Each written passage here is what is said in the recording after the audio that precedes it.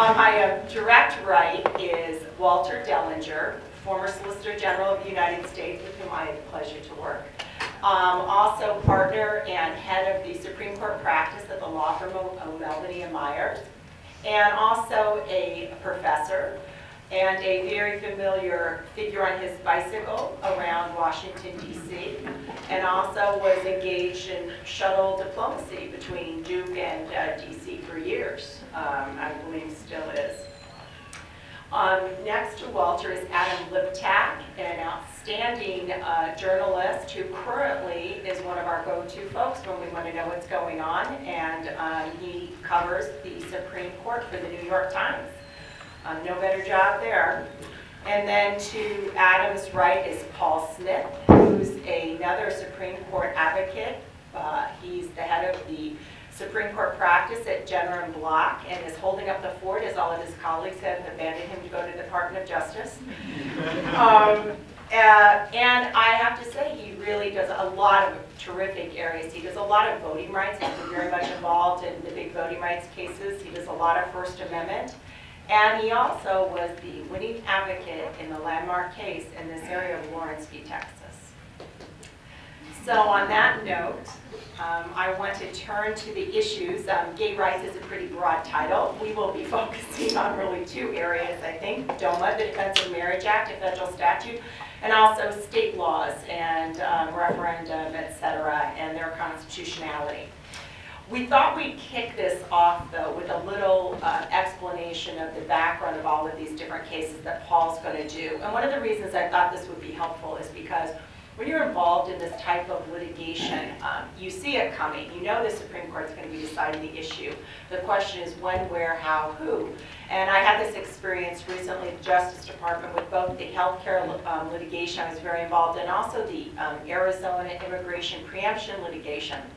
And you sit around and spend all this time and these hours discussing strategy when everybody really knows that you're totally not in control of any of it. But that doesn't stop everybody from, having those kinds of debates and figuring out what's a good vehicle, what's a bad vehicle. So that's something I hope that this group is going to be able to address. On that, I'm going to turn it over to Paul to kind of give you the lay of the land as it now stands. Thanks, Beth. The basic lay of the land is we have a whole lot of cert petitions sitting in the Supreme Court about to be ruled upon involving issues connected in some way or other to marriage equality for same-sex couples. The betting is they will surely take at least one of them and decide it this term. But I thought I'd just talk about the various things that are all lined up. And it appears what they're going to do is decide all of these petitions the same day, somewhere in the middle of November. Every single one of them will be fully briefed.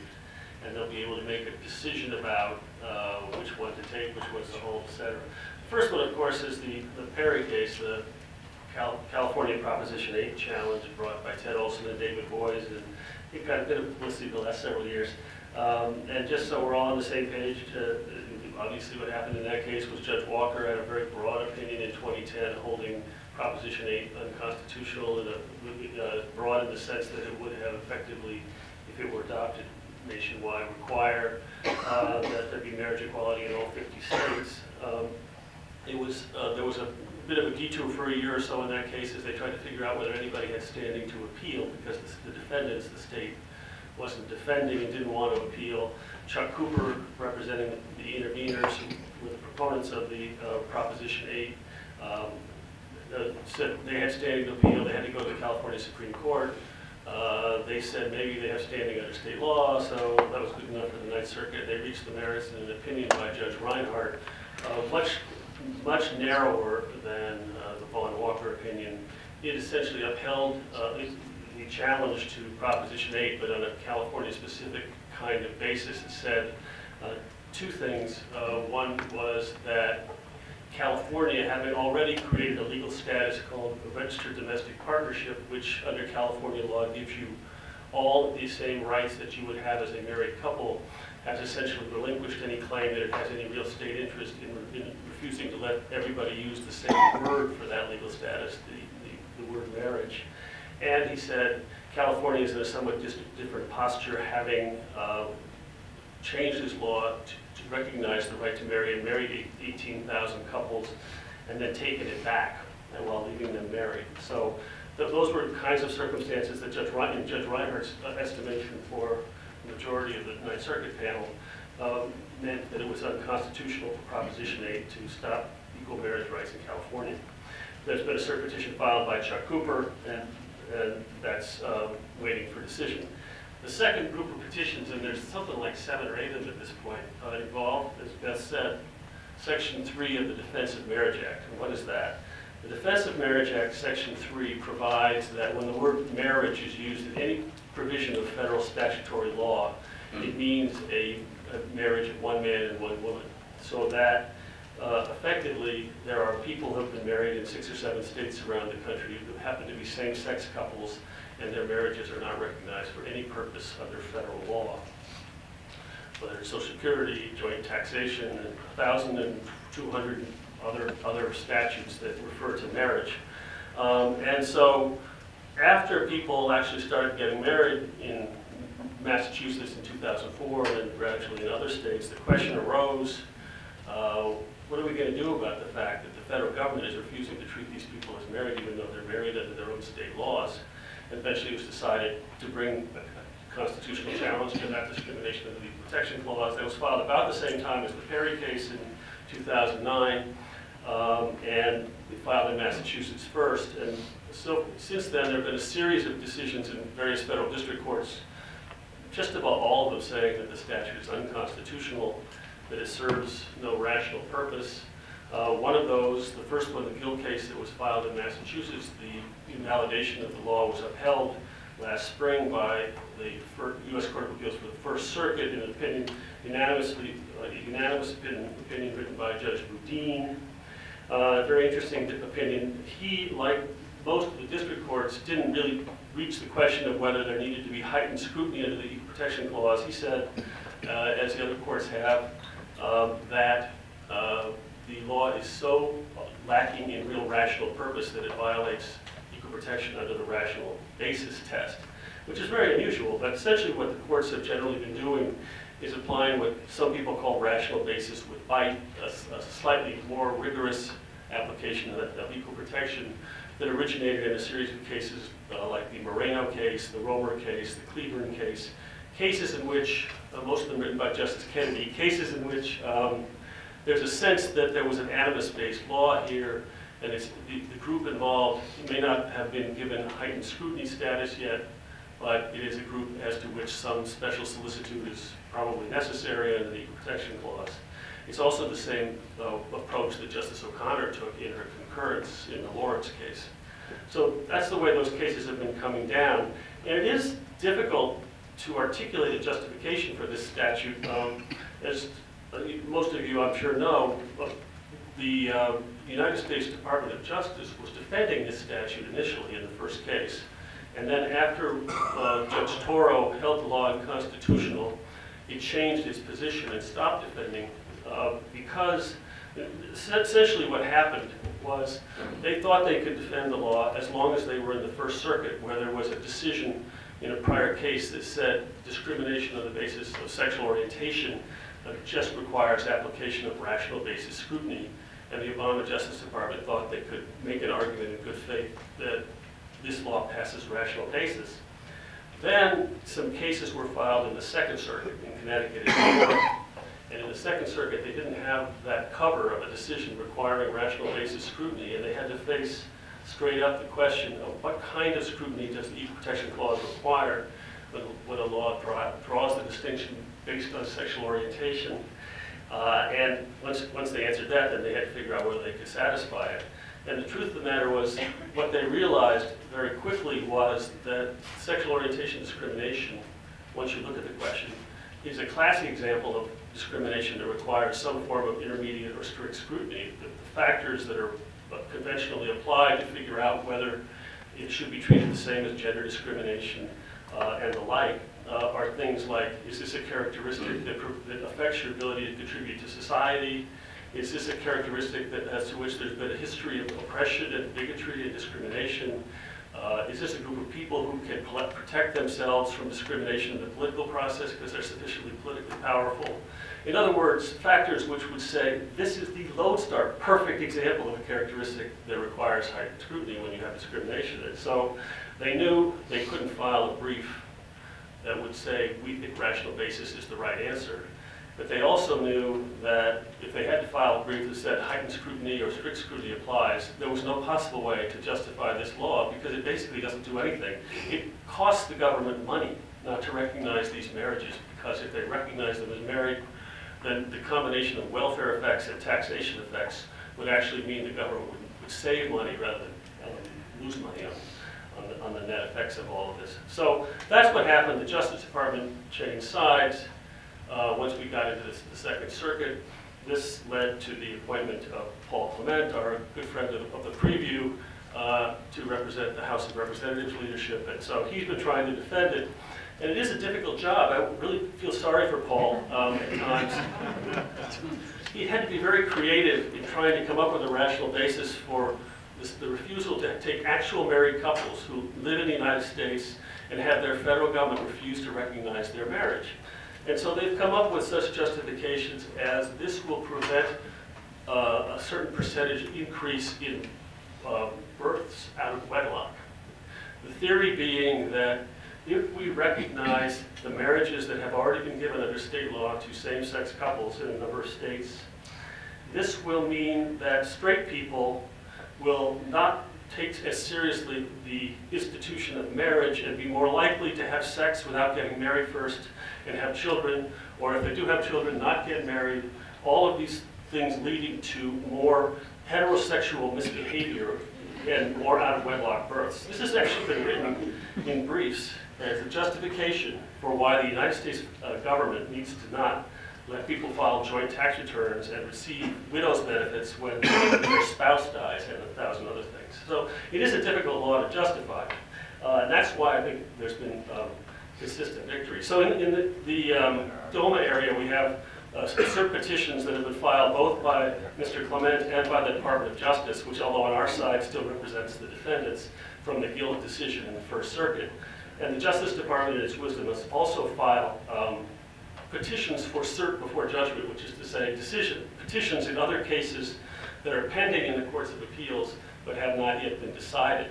What they've done is essentially given the Supreme Court a choice of 4 different cases about which DOMA case they would prefer to take.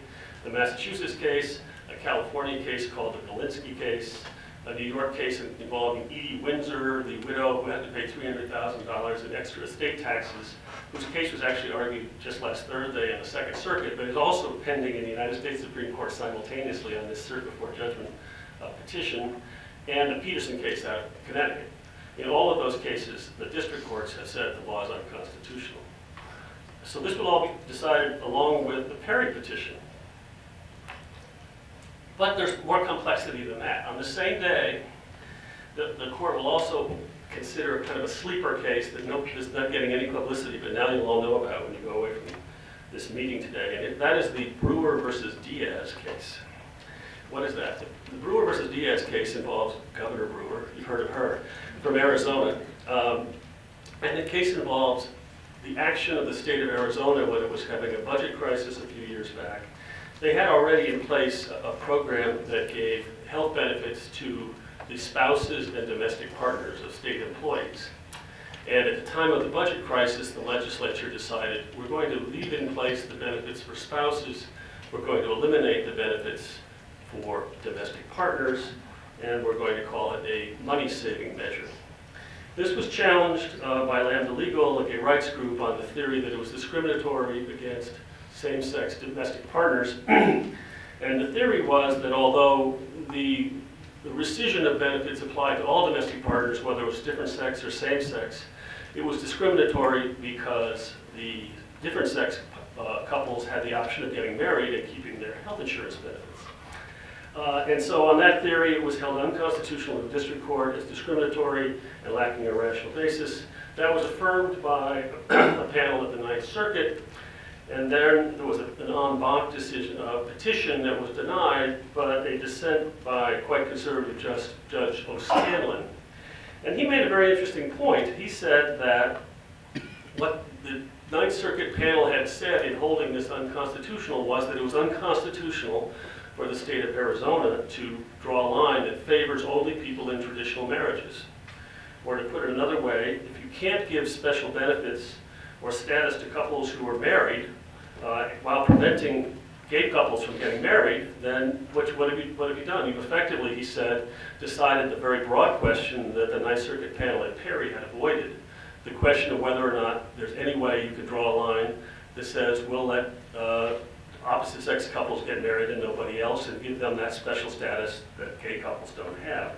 And so he's now, this was essentially a sort of a pitch to the Supreme Court that even though Judge Reinhardt had decided the Perry case very narrowly, you now have another case in which the Ninth Circuit has effectively decided that marriage discrimination, denying same-sex couples access to the special status of traditional marriage, is always unconstitutional, or presumptively unconstitutional at least. And so the court has the option in that case of taking that as well, and we could have 3 different cases all being heard at the same time.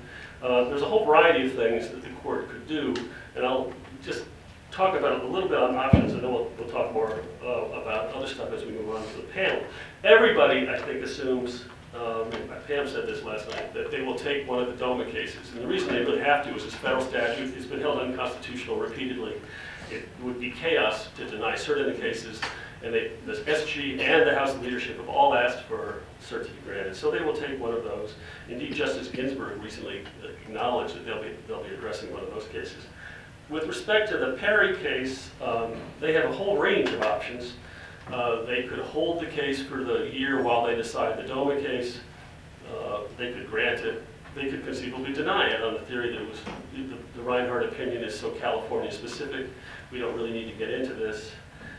They could hold it and then decide to remand it back to the Ninth Circuit at the end of the term after they ruled in the DOMA case. They could hold it and deny cert at the end of the term. They could hold it and grant cert at the end of the term. They could do a lot of different things, and they can affect the timing as to which the marriage issue, the marriage per se issue, gets to the Supreme Court, and they could put it off for a period of a couple of years, or they could decide it right next spring if they want to.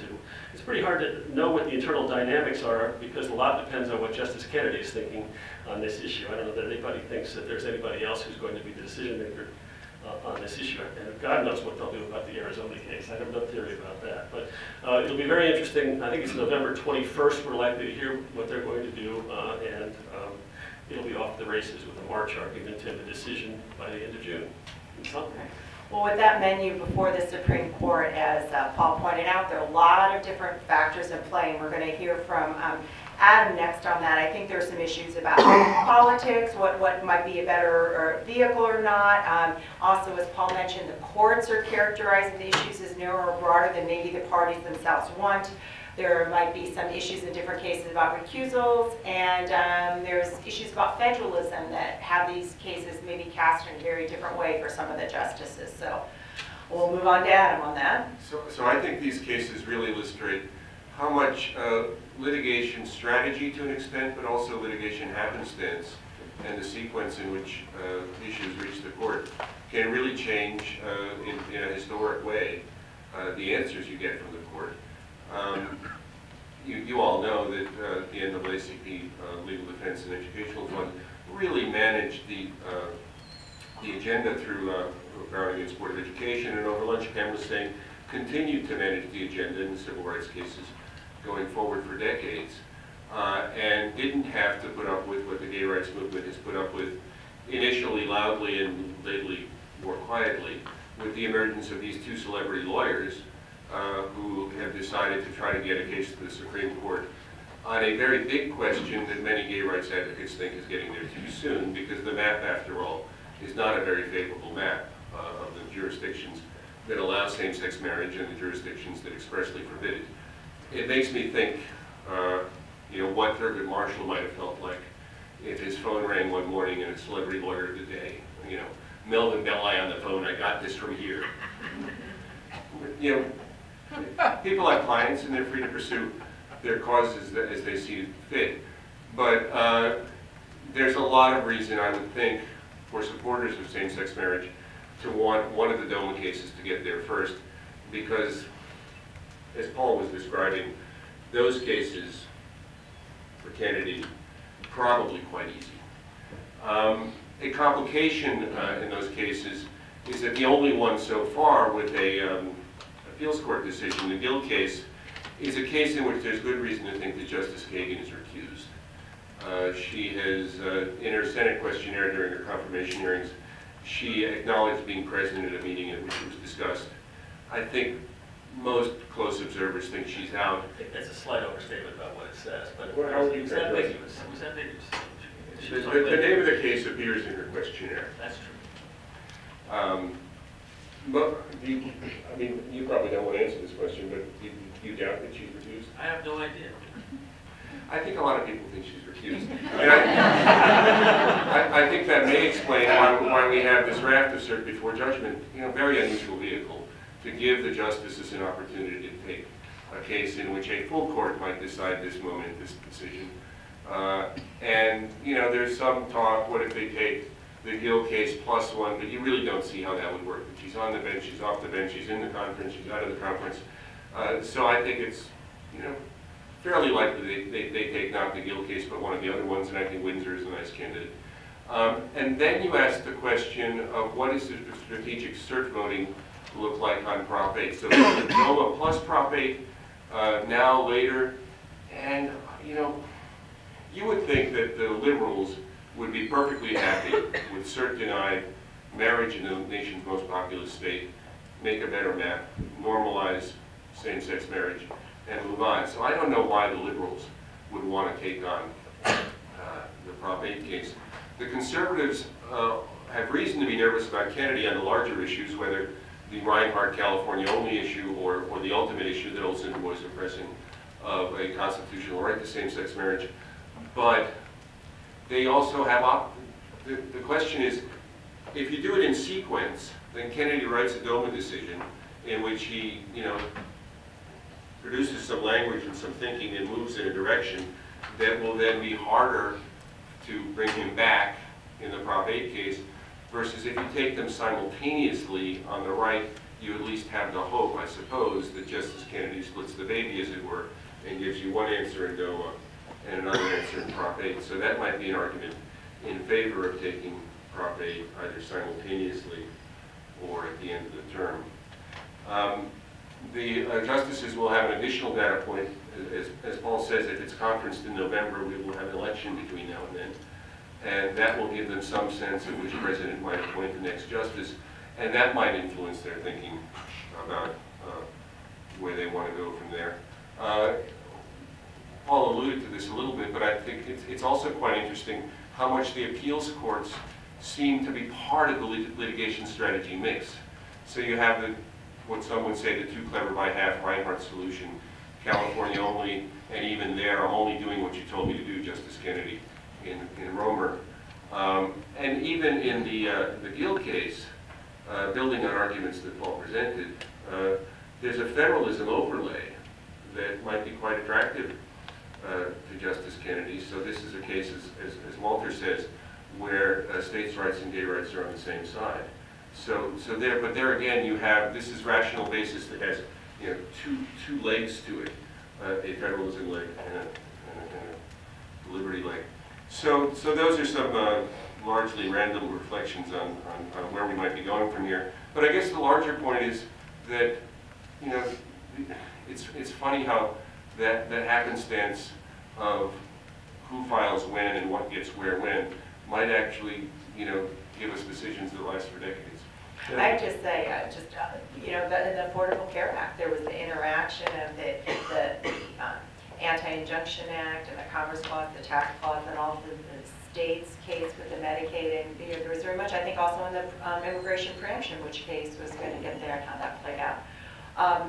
I wanted to, I think Paul has something. One quick, two things. I left out the fact that in the Gill case, the Commonwealth of Massachusetts has already also brought a case and is up there as well, where they were claiming that this is an invasion not only of equal protection but of the 10th Amendment. And so this federalism piece of it is sort of vividly illustrated by their presence as a co-plaintiff. The other thing that's been interesting is court after court in the last few years has been deciding these cases on a rational basis, even though, as I think I suggested, there's a very powerful argument for heightened scrutiny. The reason, of course, is that if you say there's any form of heightened scrutiny, you're not taking it one step at a time anymore, and the purpose of the DOMA cases was to take it one step at a time. Once you say there's heightened scrutiny, then it's very hard to imagine how you're going to ever justify denying equal marriage rights or any other form of discrimination under law. So that, I think, is the reason why people keep talking about Romer and rational basis instead of Lawrence and heightened scrutiny. Well, we're going to move on to Walter. I should have mentioned one thing at the beginning. I'm recused from this case with the Department of Justice, so I'm sitting like you with the audience. I was involved in litigating the case before one of them. I was working on one, so I'm recused, and so I get to hear all this strategy also, and I read the public briefs just like you do to see what the government is doing. So turning to Walter, I think particularly from his experience in the federal government, where as Solicitor General, one of his most important charges is defending the federal constitutionality of this constitutional and federal statutes, knows that process and how significant a decision is when the government decides to stop defending the constitutionality of the statute. Also, I think he has some thoughts about the vehicle also between these, and I know several things about Prop 8, so there you go. It's interesting how little and how much is at stake in the DOMA case. How little in the simple sense that that makes it, I think, a very attractive case is the next case. We have to remind ourselves, a decision striking down the Defense of Marriage Act by the court has no effect in the 45 jurisdictions that haven't recognized gay marriage. So in that sense, it's a relatively easy step. You're not setting aside that whole map of the United States. On the other hand, it is enormously important in the following sense, that what's at stake in the California case is whether you could use the term marriage in a state that already has a full panoply of benefits. I don't mean to put aside the enormous importance of that stigma or the importance of having a label. But with DOMA, no one in this country, in states where they have these huge struggles in the state legislature and the governor have allowed everyone to be married, have allowed both same and opposite sex couples to be married, you're not really married in those states because of DOMA. Are you really married if you cannot pass your estate on to your partner without the benefits that go to those for whom you have made this relationship and for whom the estate doesn't pass as among strangers? You're not married if you can't do that, and there are literally hundreds of other indicias of marriage and status which you don't have, and there's nothing that the state of New York or the state of Iowa or any of the other states could do to actually make people rendered. And this has been an area of traditional state function and regulation where the federal government has stepped in and said, no, you're not really married. And so I think it's not just a matter of some marginal federal law matters. It goes really to the core of whether it's fully recognized as a legitimate relationship. Now, Walter, do you think that the justices who might have an inclination to rule one way or the other will take that into account when they decide which case to grant cert, or do you think that's too in the weeds at this point for the justices to be considering when they look at the cert list? Oh, you mean which particular federal benefit is? No, I mean Prop 8 versus the DOMA Prop 8, cases. yes. Well, on Prop 8 versus DOMA, I'll say a word in defense of the Prop 8 litigation in just a moment, but the caution against the Prop 8 litigation, I think it moves very fast. Before you have DOMA, it's an easier step. It is a case that I think is a potentially flawed vehicle, and it is a case that moves forward on the basis of the least persuasive opinion I think you could write invalidating gay marriage in that case. So I think for all those reasons, not a good case. And we have the benefit of having the admonition on this question from a justice, a sitting justice, who gets to talk to his colleagues. And as Linda knows in a dialogue I did with Linda Greenhouse and Dolly Liptak, I wrote about this, when Justice Souter announced his final opinion from the court as a sitting justice, he addressed, now I think, I speculated, now I think it's indisputable, he was addressing the gay marriage question.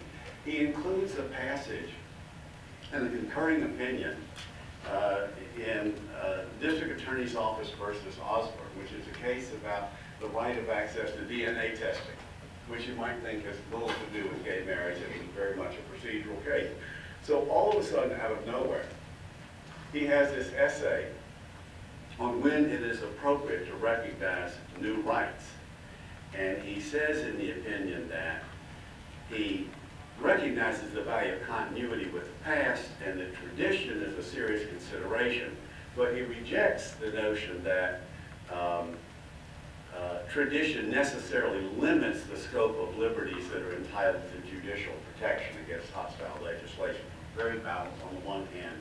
On the other hand, tradition is important, but it is not dispositive. He goes on to say that in carrying out his mandate to define the substance of liberty, the court must look to, quote, widely shared understandings within the national society. Understandings that can change as interests claimed under the rubric of liberty evolve into recognition.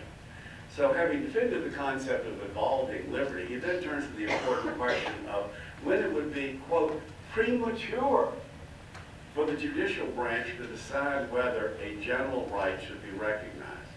The beginning of wisdom, he said, is to go slow.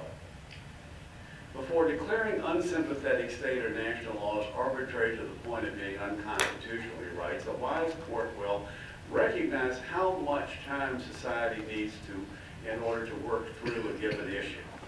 And the opinion then takes what looks like an extraordinarily personal turn. He may be speaking of himself or his rural New Hampshire neighbors when he says that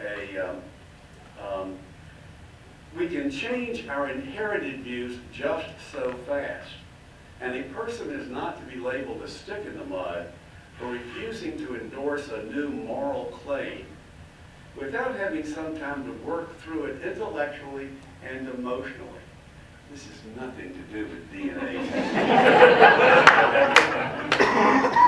It's not something you have to work through emotionally.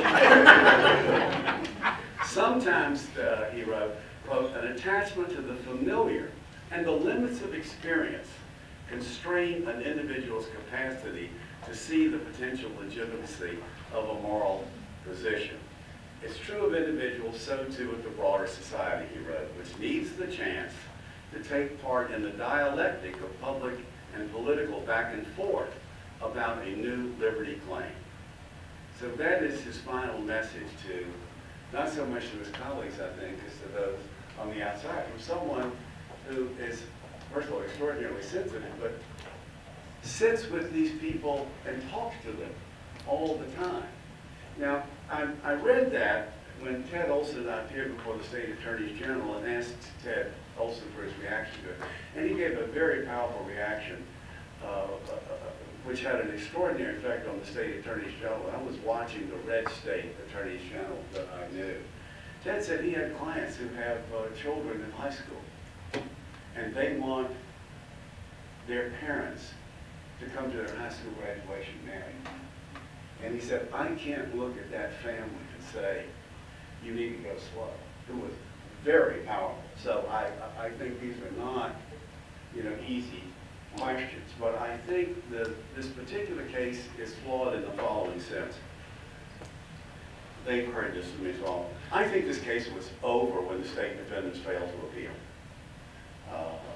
And that all it resolved was that ruling against those circuits and those counties, which the state has now adopted as state law, is all that was decided, and that could be reopened. But nobody was standing appealed it. The interveners have standing to challenge the validity of the referendum.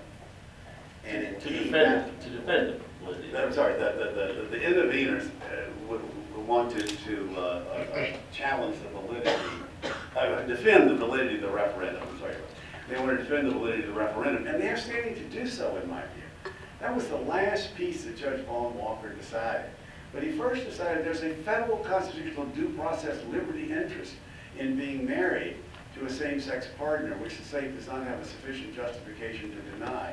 And there's also an equal protection right to the same access to marriage as an opposite-sex couple. And then he said, and also the referendum process was flawed. And that argument, I think, is the least persuasive of the three. And I think Judge Reinhardt recognized that when the interveners who are allowed to defend, quote, the outcome of the referendum they help sponsor can appeal, they can only appeal the referendum-related issues. I think that's all that is legitimately before the court. Right. And it's not a very strong claim, because it would mean that a court would have to decide state by state whether enough rights had already been granted and the referendum that took them away had a sufficient number of pamphlets that were hostile. That's not going to be the way the court's going to decide. You know, this does leave the court with an interesting option in Perry, even if they grant review, which is to decide there was never a valid appeal. Despite what the California Supreme Court said about state law, they can still say there wasn't a valid Right, appeal. and And that would have the effect of vacating Judge Reinhardt's opinion in case that's something that somebody wants to do with the Because court. you think that's a federal question of appellate jurisdiction rather than a state law of... Well, there has to be both, I guess. I mean, the state law could affect it, but ultimately it has to be an Article 3. Where does that leave Californians? That would mean Well, let me that, tell you really, I'll tell you exactly, that they could also grant cert and reverse Reinhardt on this question and not reach the other two questions. Well, where it leaves it is, I think if they denied cert or if they said there was no standing, California is not going to go back and start reinforcing. The California officials are going to take the position that they are going to accept Judge Walker's opinion and act upon it, sort of more an executive non-enforcement of not just non-defense, but non-enforcement. I can assure you, the Attorney General of California and the current governor are going to take the position they are persuaded that it's unconstitutional to deny access to gay marriage, and they're not going to enforce it. So what's interesting is even since the time of the referendum, so much has happened. The real power is the... And so that happens, is anyone free to challenge it? Or do I mandamus the official? What if I'm unhappy with this state of affairs? I think you mandamus it if you lose, but because, and I think even if there were a change of political party, nobody would go back on this in California. This issue has moved so fast. And what is really driving it is what my former teacher, Charles Bryant, once called the normative power of the actual. There are 16,000 married couples in the state of California whose marriages no one is now challenging or will be. And the power of that, the collapse of the argument against it has been so profound that I think it would be the normative power of the actual in some way that no one has standing really to challenge somebody else's habit. And one last remark, which is about the Vaughn Walker recusal issue. The judge who decided the case in favor of gay marriage, Trial Vaughn court judge. Walker, announced after he had retired from the federal bench, but while the case was on appeal, that he had been in a 10-year relationship with a same-sex partner. Charles Cooper and the lawyers for the traditional marriage people moved to set aside the judgment on the grounds that he should have recused himself or should have announced this fact. And it got, I think, insufficient attention because I think it's a very powerful issue. Here's why. Of course, a judge should recuse himself when the judge has a personal stake in the outcome in favor of a judge who would not be affected by the result. And who would that judge be? The straight married judge, another alternative federal district judge who would step in? But remember, the whole theory of their case is that everyone's marriage is harmed by allowing gay marriage. So on the theory of their case, there is no judge to whom it could be turned. If you believe their case, all the straight married judges maybe straight single have a person. personal stake in the outcome too, because their marriages are going to be adversely affected, by a ruling that upholds gay marriage. Now, what are they thinking? They think they don't really believe it, or they never could have filed a motion to say that because the motion implicitly says all the other judges who don't have the gay partner all the other judges, their marriages are unaffected, so they should be the ones to set. Yeah. And that actually takes the heart out of their theory. Let me just say one more thing about Perry. You know, as one of the people who was alarmed by the case at the beginning, along with all the other people who been working in this area a long time, it has been remarkable how much public opinion has changed in the last 3 years. And I think, you know, not all of it, but a large share of the credit goes to the very existence of that case and the way it has been litigated. It was, you know, financed by Hollywood and almost cast by Hollywood with the 2 Bush v. Gore lawyers.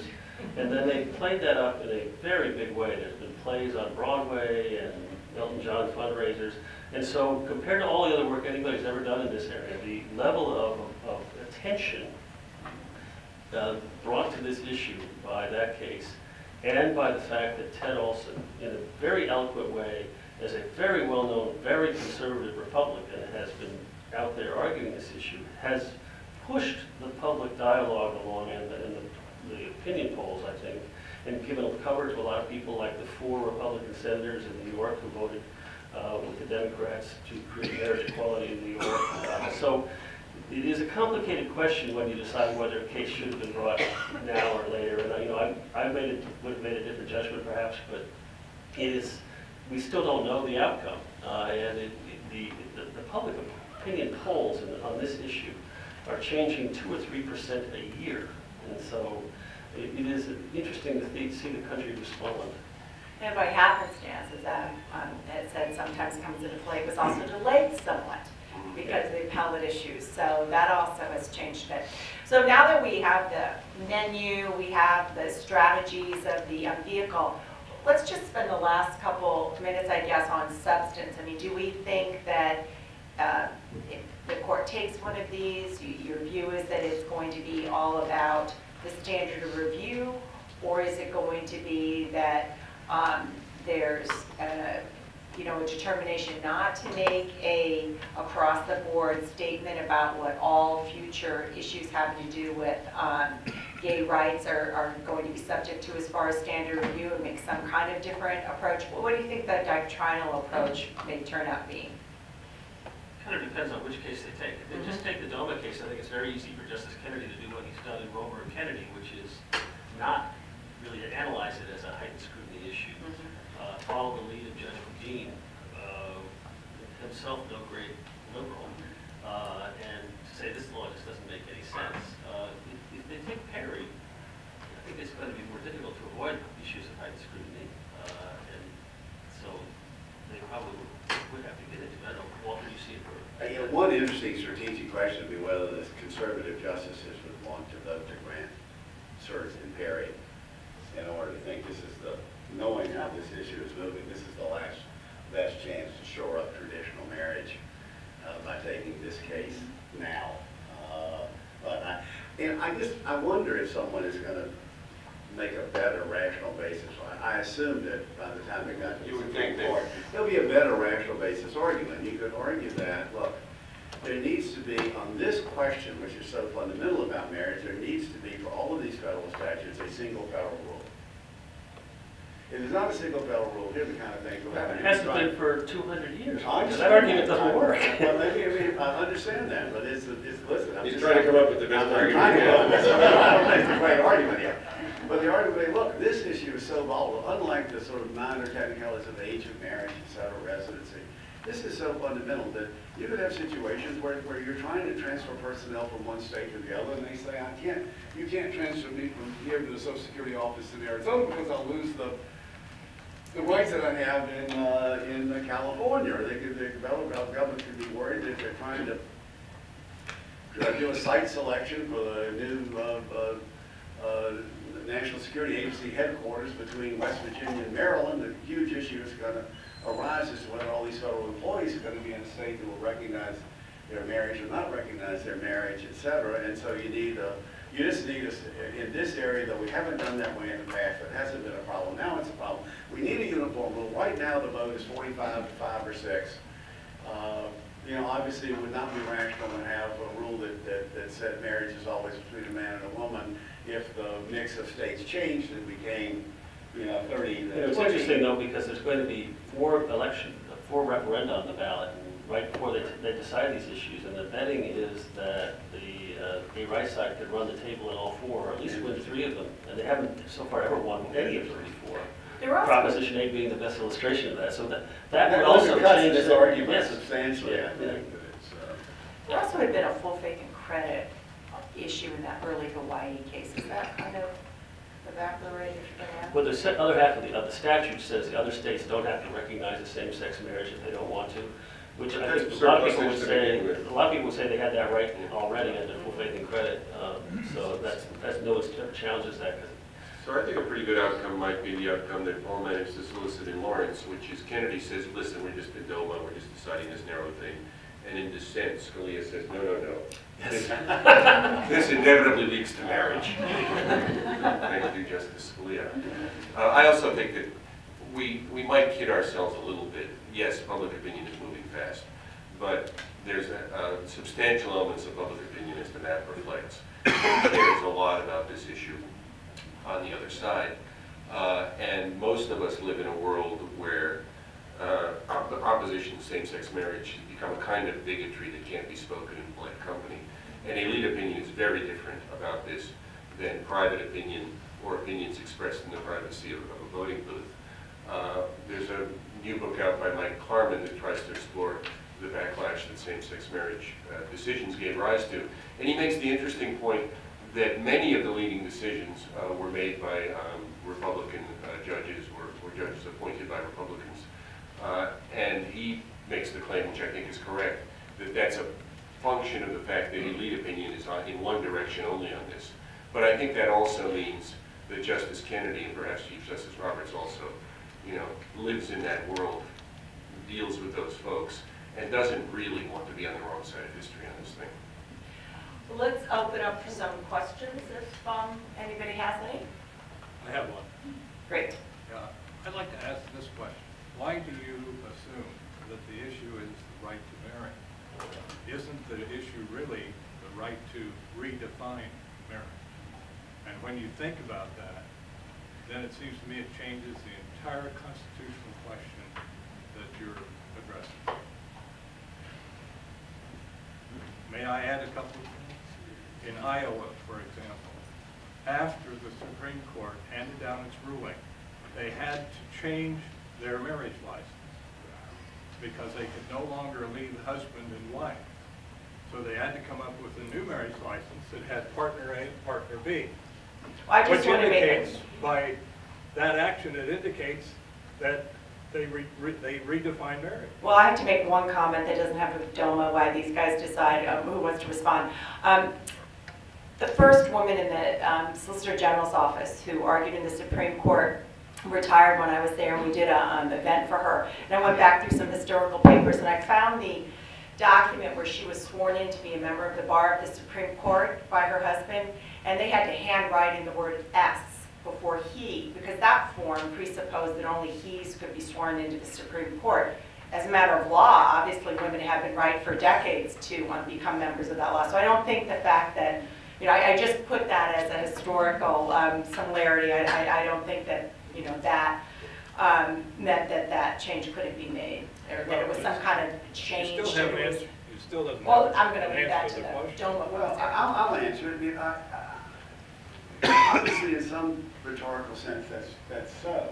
I do not deny it, but it's also true in the same sense that when, and I don't generally favor doing sort of racial analogies to same-sex analogies, but this one seems so fit that in the same sense that it changed the definition of marriage in my home state, which could be by state law a marriage between two people of the same race of the opposite sex. So the definition of marriage was changed when people who were not of the same race were allowed to be married. And that's right, but I don't see how that affected adversely the tradition of people who were of opposite sex in the same race who continued to be married as before. I don't see how it changed their marriages when the concept was expanded to include different race couples.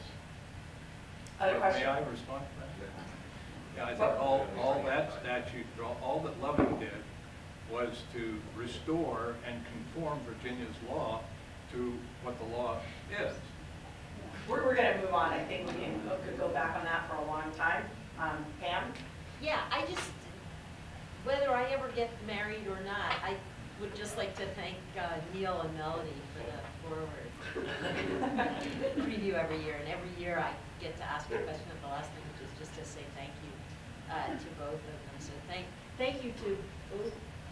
Melody is here, and Melody really is the one who gets all the thanks. She's the one who keeps everything running on time, coordinates everybody's schedule. I just hang out and hope nothing goes wrong. So Melody, thank you for everything.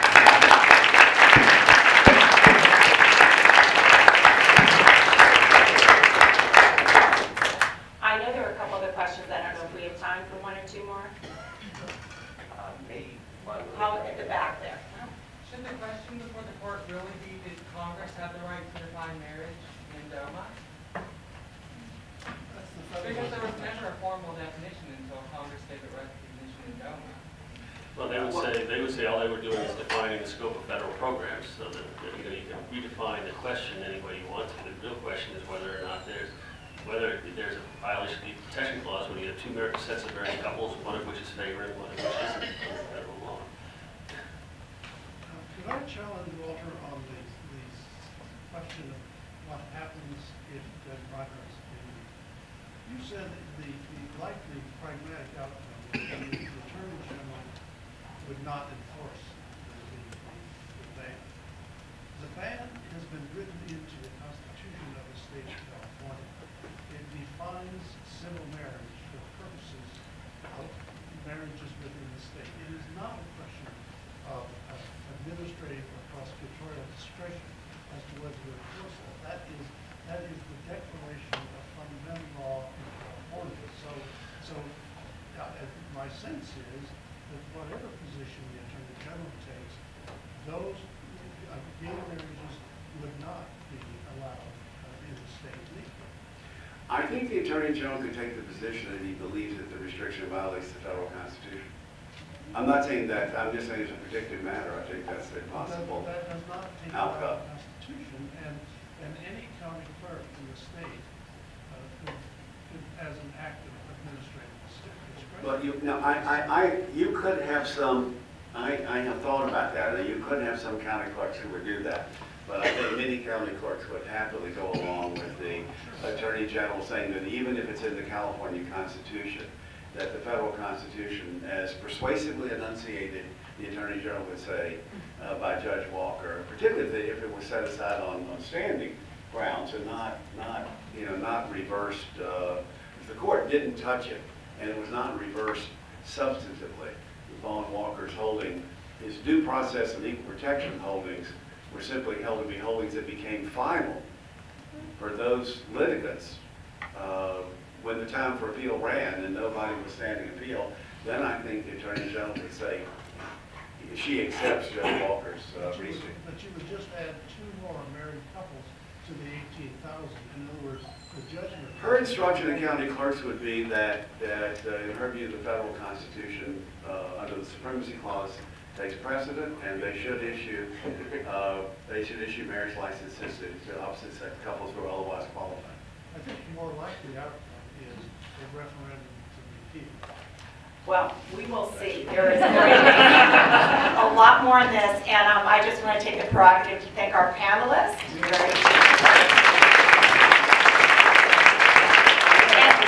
I also want to thank, again, both Neil and Melanie, and also the students. I know there's a lot of work put into those binders that go around every year, and they work on it for months and months when we're all just waiting and excited to come back, and it's all ready when we show up. So thank you all for all the work.